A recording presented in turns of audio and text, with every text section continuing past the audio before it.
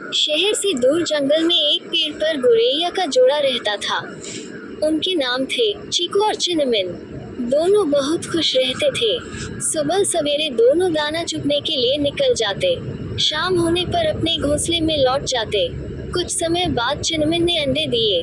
चीकू और चिनमिन की खुशी का ठिकाना नहीं रहा। दानों ही बड़ी बेसब्री से अपने बच्चों के अंडों से बाहर निकलने का इंतजार करने लगे। अब चिनमिन अंडों को सेती थी और चीकू अकेला ही दाना चुनने के लिए जाता था। एक दिन एक हाथी धूप से बचने के लिए पेड़ के नीचे आ बैठा। मदमस्त होकर वह अपनी सूंड से उस पेड़ को हिलाने लगा। हिलाने से पेड़ की वह डाली टूट गई जिस पर चीकू और चिनमिन का घोंसला था। इस तरह घोंसले में रखे अंडे टूट गए। अपने टूटे अंडों को देखकर चिनमिन जोरों से रोने लगी। उसके रोने की आवाज सुनकर चीकू और चिनमिन का दोस्त भोलू उसके पास आए और रोने का कारण पूछने लगे। चिनमिन से सारी बात सुनकर उन्हें बहुत दुख हुआ। फिर दोनों को धीरज बंधाते हुए भोलू बोला, अब रोने से क्या फायदा, जो होना था सो हो चुका। चीकू बोला, भोलू भाई, बात तो तुम ठीक कर रहे हो, परंतु इस दुष्ट हाथी ने घमंड में आकर हमारे बच्चों की जान ले ली है। इसको तो इसका दंड मिलना ही चाहिए। यदि तुम हमारे सच्चे दोस्त हो तो उसको मारने में हमारी मदद करो।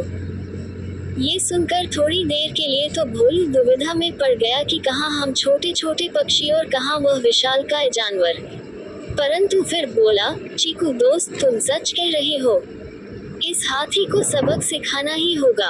अब तुम मेरे अके का कमाल देखो। मैं अपनी दोस्त वीना मक्खी को बुला कर लाता हूँ।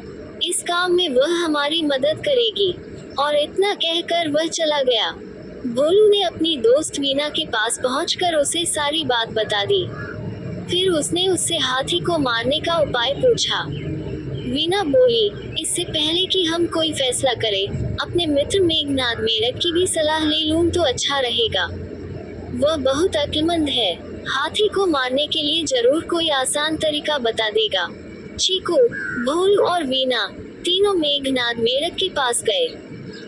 सारी बात सुनकर मेघनाद बोला, मेरे दिमाग में उसे मारने की एक बहुत ही आसान तरकीब आई है। वीना बहन, सबसे पहले दोपहर के समय तुम हाथी के पास जाकर मधुर स्वर में एक कान में गुंजन करना। उसे सुनकर वह आनंद से अपनी आंखें बंद कर लेगा। उसी समय भोलू अपनी तीखी चोंच से उसकी दोनों आंखें फोड़ देगा। इस प्रकार अंधा होकर वह इधर उधर भटकेगा। थोड़ी देर बाद उसको प्यास लगेगी, तब मैं खाई के पास जाकर अपने परिवार सहित जोर जोर से टरटर की आवाज करने लगूंगा। हाथी समझेगा कि यह आवाज तालाब से आ रही है। वह आवाज की तरफ बढ़ते बढ़ते खाई के पास आएगा और उसमें जा गिरेगा और खाई में पड़ा पड़ा ही मर जाएगा।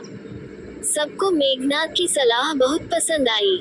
जैसा उसने कहा था, वीना और भोलू ने वैसा ही किया।